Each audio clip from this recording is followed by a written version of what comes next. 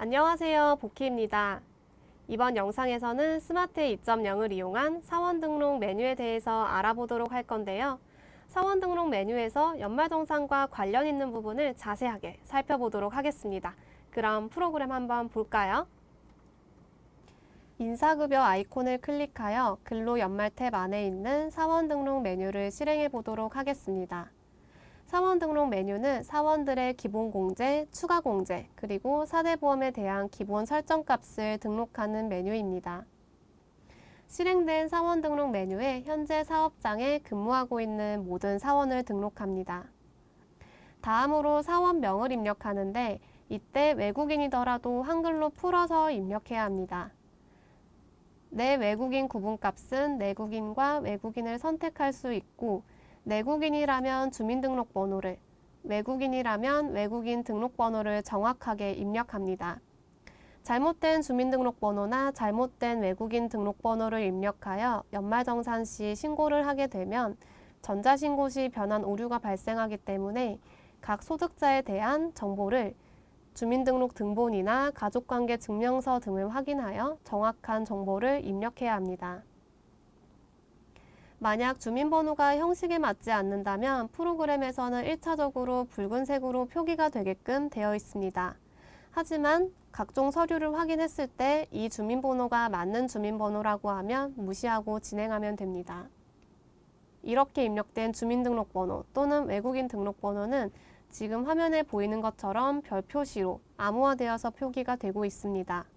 암호화된 주민등록번호나 외국인 등록번호를 확인하고 싶다면 주민등록번호 위에 마우스 커서를 놓고 마우스 오른쪽을 클릭하여 주민번호 별표 사용 안함을 선택하면 전체 사원 및 부양가족에 대한 주민등록번호를 확인할 수 있습니다.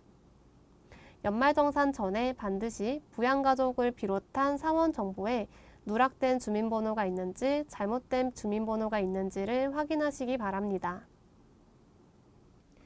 우측 세부 내용을 보게 되면 탭이 기초사항과 관리사항 탭으로 나누어져 있습니다.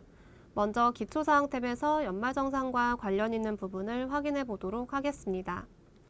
입사 연월일은 입력된 날짜를 기준으로 급여자료 입력에서 해당 사원이 조회되는 기준이 되므로 정확하게 입력해 주어야 합니다. 만약 당해년도에 퇴사했다가 재입사한 직원이라면 기존 사원코드에서 입사 연월일을 수정하는 게 아니라 사원코드를 새로 부여하여 새롭게 사원 등록을 해서 사용해야 합니다. 내외국인 구분은 내국인이라면 국적이 대한민국이지만 외국인일 경우에는 대한민국이 아닌 올바른 국적을 선택해야 합니다. 거주지국은 5번 거주구분에 따라 반영되는데 거주자일 경우에는 거주지국이 대한민국으로 자동 반영됩니다. 만약 비거주자라면 실제 거주하는 거주지국을 선택해야만 전자신고 시 오류가 발생하지 않습니다. 또한 비거주자일 경우에는 본인 공제만 가능하고 표준세액 공제도 받을 수 없습니다. 따라서 부양가족 명세에 부양가족이 입력되었더라도 부양가족 공제나 특별공제 및 감면을 받을 수 없습니다. 그래서 거주자인데도 불구하고 비거주자로 잘못 선택이 되어 있다면 연말정산 근로소득 원천징수 영수증의 소득공제 탭에 본인만 반영될 거고 부양가족 공제가 반영되지 않으니 거주구분을 정확하게 선택하여 반영을 하시기 바랍니다. 옆에 오른쪽을 보게 되면 외국법인 소속 파견 근로자 여부가 있는데요. 이 부분은 인사환경 설정 메뉴의 원천 탭에서 파견 근로 대가 여부가 1번 여로 설정된 경우 해당 항목이 보여집니다. 해당 항목은 근로소득 원천징수 영수증에 외국법인 소속 파견 근로자 여부란에 반영되는 항목으로 파견 근로자가 맞다면 여로 설정하여 반영하고 회사에 외국법인 소속 파견 근로자가 없다면 인사환경 설정에서 파견 근로 대가 여부를 부로 설정하여 사용하면 됩니다. 다음은 많은 회사에서 적용하고 있는 생산직 비과세 설정을 보도록 하겠습니다. 생산 또는 그 관련직에 종사하고 있고 그리고 월정급여가 210만 원 이하를 받고 있으며 마지막으로 직전연도 총급여가 3천만 원을 넘지 않는다면 이 세 가지 조건을 다 충족하는 경우에 연한도 240만 원 이내에서 비과세 적용을 받을 수가 있는데요. 그래서 프로그램에서는 생산직에 종사한다고 할 경우에는 생산직 등 여부에는 여로 체크를 하게 되고, 생산직 등 여부값을 1번 여로 설정함과 동시에 연장근로 비과세란이 활성화되는 것을 볼 수 있습니다. 그래서 연장근로 비과세란에는 직전 연도 총급여가 3천만 원을 넘지 않을 경우 1번 여를 선택하여 사용하면 되고, 1번 여값 밑에는 2번 광산이라는 선택값이 있는데요. 이 광산의 경우에는 광산업에 종사하는 사원의 경우에는 연한도가 없이 전액을 비과세를 받을 수 있기 때문에 근로자 중에 광산업에 재직하고 있는 사원이 있다면 2번 광산을 선택하여 사용하시기 바랍니다. 연장근로 비과세란은 지금처럼 직접 0번, 1번을 선택하여 사용하는 방법도 있지만 기능모음의 전년도 자료 불러오기를 통하여 데이터를 불러오는 방법도 있는데요. 만약 스마트이에서 직전 연도에 연말정산을 진행하였다면 전년도 자료 불러오기를 통해서 데이터를 반영할 수 있습니다. 그럼 이 생산 사원의 데이터를 예시로 설명해 드리도록 하겠습니다. 이 생산 사원에 대해서는 생산직 등 여부는 1번 여로, 그리고 연장근로 비과세는 0번 부로 설정된 경우인데요. 이때 2019년 귀속분 연말정산 근로소득 원천징수 영수증을 확인했을 때 직전 연도 총 급여가 2,160만 원으로 3천만 원 이하인 것을 확인할 수 있습니다. 이 상태에서 사원 등록에서 기능모음의 전년도 자료 불러오기를 클릭하여 생산직 연장근로 비과세 적용 체크박스에 체크를 하고, 마우스로 적용을 이렇게 클릭하는 것이 아니라 키보드에서 컨트롤 키와 F3키를 동시에 눌러서 데이터를 반영해 줍니다. 그리고 이 생산 사원을 클릭했을 때 연장근로 비과세 여부란이 1번 여로 반영된 것을 확인할 수 있습니다. 또한 월정급여 210만 원 같은 경우에는 급여자료 입력 메뉴를 실행하여 기능모음의 수당 공제 등록에서 월정란에 동그라미가 되어 있는 수당들의 금액을 합산하여 210만 원이 넘지 않으면 비과세를 적용받을 수가 있는데요. 예를 들어 마찬가지로 이 생산사원의 데이터를 보도록 하겠습니다. 지금 월정급여가 210만 원을 초과한 230만 원이기 때문에 연장근로수당 20만 원이 있음에도 불구하고 비과세를 적용받고 있지 못합니다. 따라서 기본급을 210만 원 이하인 200만 원을 입력하게 된다면 이렇게 연장근로수당이 20만 원 비과세로 들어가는 것을 확인할 수 있습니다. 추가로 만약 직원들 중에서 연장근로 비과세를 설정해야 할 사원이 여러 명이 있을 경우에는 해당 사원을 체크박스에 체크를 한 다음에 기능모음에서 생산직 등 여부 일괄 변경이라는 기능을 사용하면 정보를 일괄로 변경하여 사용도 가능합니다. 다음으로 16번 국외 근로 적용 여부는 국외 근로 수당이 있는 경우 선택합니다. 일반 근로라면 월 100만 원 비과세에 해당하고 원양업 선박이나 국외 등의 건설 현장에서 근로할 경우에는 월 300만 원 비과세가 해당합니다. 추가로 2019년 귀속분부터 확대되었던 건설 현장에서의 설계 및 감리 업무도 300만 원 비과세에 마찬가지로 해당됩니다. 만약 근로자가 북한 지역에서 근무하면서 발생했던 근로소득이 있다면 남북 사이의 소득에 대한 이중과세 방지 합의서 제22조에 의해서 세금이 면제됩니다. 국외근로 비과세는 사원 등록뿐만 아니라 급여자료 입력에서 수당 설정해야 하는 부분이 있기 때문에 급여자료 입력에서 다시 한번 설명드리도록 하겠습니다. 다음으로 20번 퇴사연월일은 중도퇴사자의 퇴사연월일을 기재하면 되는데 앞서 설명드린 대로 2020년 퇴사를 하고 2020년에 재입사를 한 경우라면 사원 등록을 다르게 하여 등록해줘야 합니다. 다음은 관리사항 탭을 보도록 하겠습니다. 단일세율 적용 여부란은 지금 비활성화되어 있는데 해당 부분은 외국인일 경우에만 활성화가 됩니다. 외국인은 내국인처럼 동일하게 연말정산을 할 수도 있지만 단일세율 적용을 신청한 경우에는 단일세율 적용 여부란에서 1번 열을 체크하여 단일세율로 적용할 수 있는데요. 단일세율 적용자는 근로소득의 19%로 계산된 금액이 납부세액으로 반영되어 분리과세됩니다. 단일세율 적용자는 급여자료 입력이나 연말정산 자료 입력에서 총급여에 건강보험, 장기요양보험료, 고용보험, 고용보험 사업자 부담금을 합산한 금액 19%의 단일세율이 적용되어 소득세가 공제됩니다.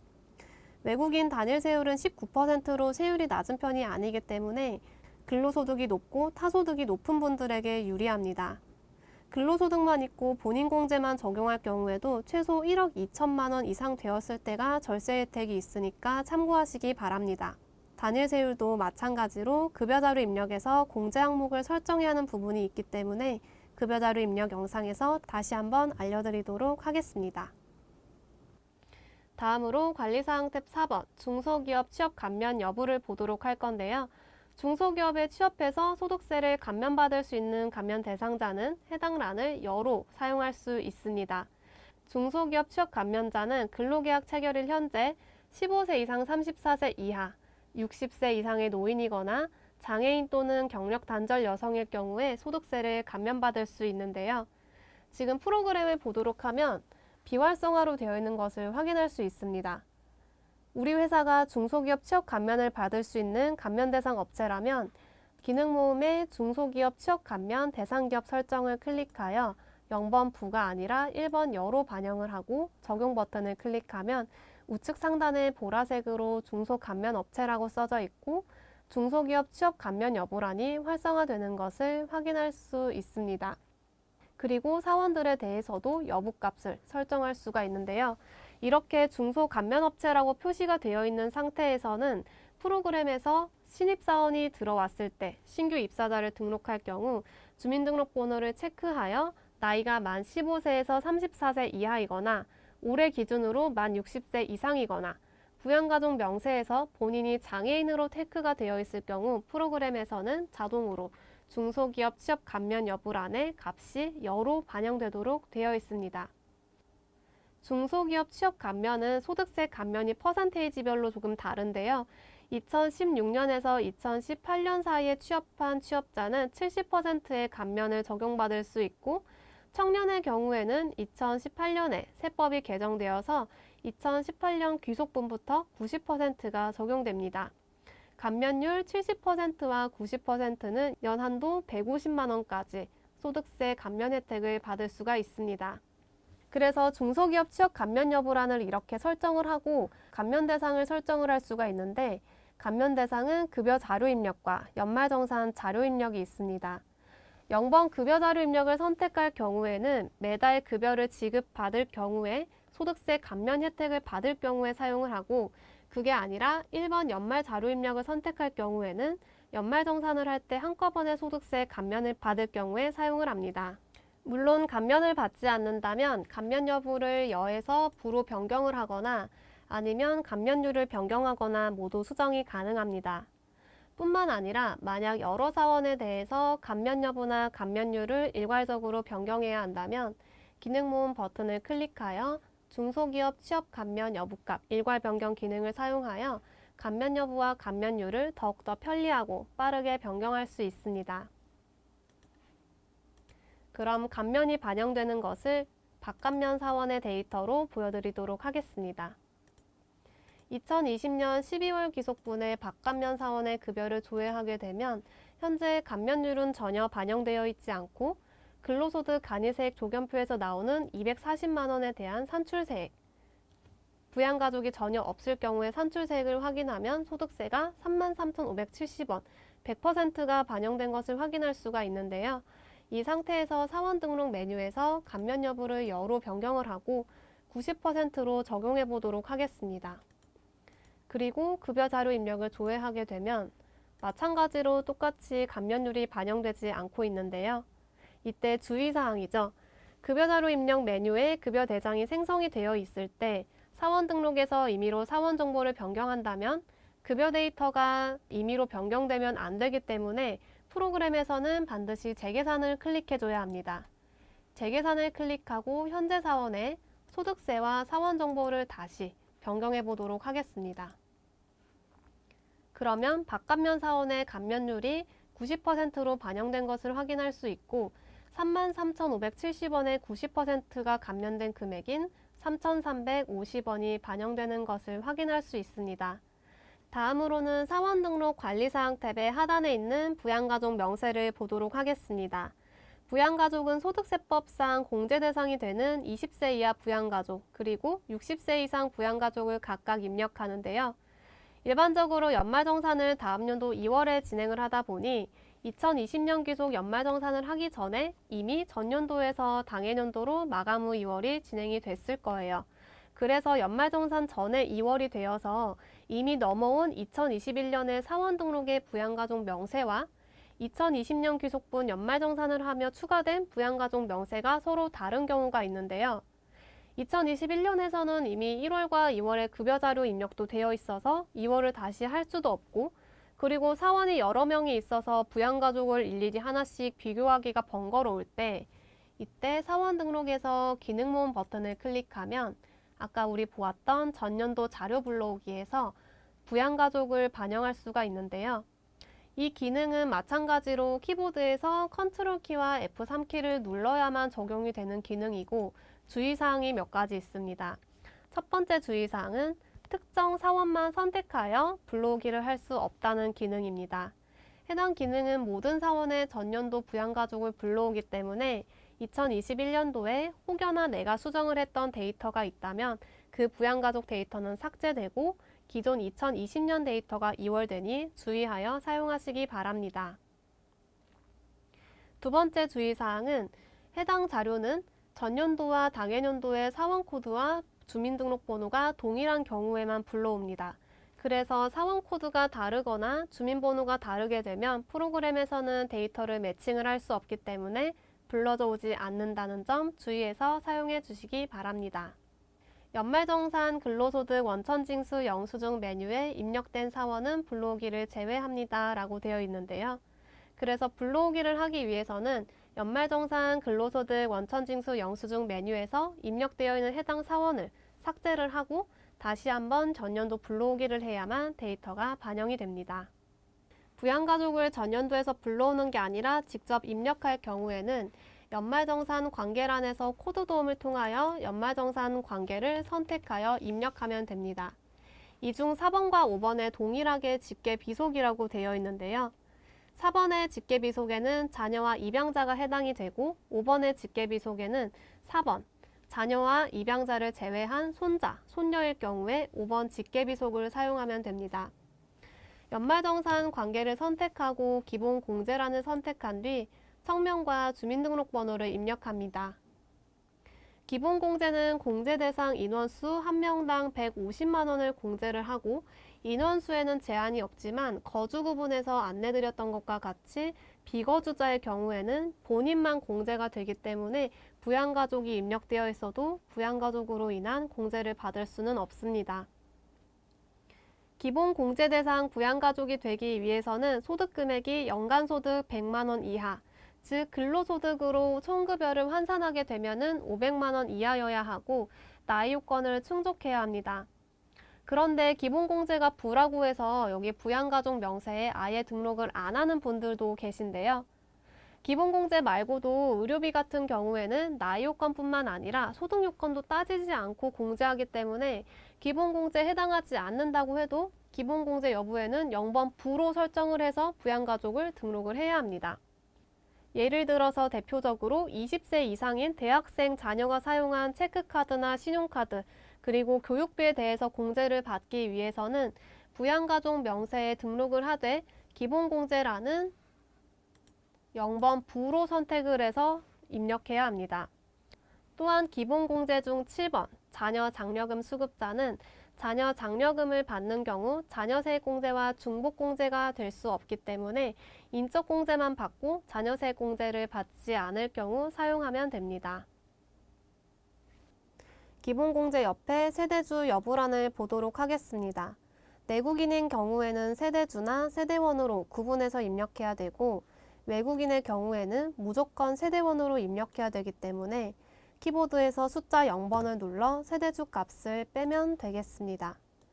만약 외국인 근로자가 많아서 세대주 여부를 하나하나 확인해서 체크값을 빼기가 번거롭다면 한꺼번에 제외할 수 있는 기능이 제공되고 있는데요. 기능 모음 버튼을 클릭하여 기타라는 묶음 안에 외국인 세대주 여부를 클릭하고 모든 사원을 클릭한다면 내국인을 제외한 외국인 사원의 세대주 여부를 부로 변경을 할 수가 있습니다. 다음으로 추가 공제를 보도록 하겠습니다. 부녀라는 부녀자 공제입니다. 부녀자 공제는 본인이 배우자가 있는 여성이거나 배우자가 없더라도 기본공제 대상 부양가족이 있는 세대주일 경우 선택합니다. 연간 50만 원 공제가 가능하고 남성일 경우에는 부녀자란이 활성화되지 않는 것을 확인할 수 있습니다. 그리고 여성이더라도 부녀자 공제란에 체크를 했더라도 연말정산 시 부녀자 공제를 받지 못하는 경우가 있는데요. 총급여가 아니라 근로소득 금액이 3천만 원 이하일 경우에만 부녀자 공제가 가능하기 때문에 부양가족 명세에 부녀자 공제로 선택을 했더라도 소득 금액이 3천만 원을 초과한다면 부녀자 공제를 받을 수 없습니다. 그리고 장애인 공제 같은 경우에는 여부값으로 선택을 하는 게 아니라 하단 메시지를 보면 장애인 복지법에 따른 장애인은 1번, 국가유공자 등 근로능력 없는 자는 2번, 항시 치료를 요하는 중증 환자는 3번으로 해서 선택을 해야 인당 연 200만 원을 공제받을 수 있습니다. 다음으로 경로 70세 이상일 경우에는 경로우대 공제를 받을 수가 있는데요. 1950년 12월 31일 이전 출생자일 경우 1인당 연 100만 원을 공제받을 수 있습니다. 출산 입양란은 2020년 1월 1일 이후에 출생 또는 입양된 자녀가 첫째인지 둘째인지 셋째 이상인지에 따라 세액공제 금액이 다르기 때문에 해당 자녀가 몇 번째 자녀인지 정확하게 선택해야 합니다. 이때 손자, 손녀에 해당하는 5번 직계비속은 자녀세액공제 대상에서 제외됩니다. 자녀란은 자녀세액공제를 받을 경우 체크합니다. 기본공제 대상자에 해당하는 자녀로 아동수당을 받는 7세 미만의 취약아동은 작년까지는 공제가 가능했으나 2020년 연말정산 개정세법에 의해서 7살 미만의 취약아동은 대상자에서 삭제되었으므로 7세 이상의 자녀에 대해서 공제를 받을 수 있는 점 참고해 주시기 바랍니다. 자녀세액공제에 해당하는 자녀가 1명일 경우에는 연 15만 원, 2명일 경우에는 연 30만 원이나 만약 3명 이상이라면 연 30만 원에 2명을 초과하는 1명당 연 30만 원을 공제받을 수 있습니다. 그렇다면 만약 3명이라면 30만 원에 1명을 초과했으니 30만 원을 합산하여 총 60만 원, 4명이라면 30만 원에다가 2명을 초과했으니 30만 원 곱하기 2 해서 60만 원을 합산한 총 90만 원을 각각 공제받을 수 있습니다. 한부모 같은 경우 배우자가 없고 20세 이하의 직계비속 또는 입양자가 있을 경우 연 100만 원 공제가 가능하고 남자와 여자 성별 관계없이 공제받을 수 있는 부분입니다. 그런데 만약에 부녀자 공제도 받을 수 있는 조건이라면 부녀자 공제와 중복 적용이 불가능하기 때문에 하나만 선택해야 하는데요. 부녀자 공제가 50만 원 공제이기 때문에 한부모 항목에 체크하여 공제받는 게 훨씬 유리합니다. 부양가족 명세는 연말정산 근로소득 원천징수 영수증 메뉴의 소득 공제 탭과 연동됩니다.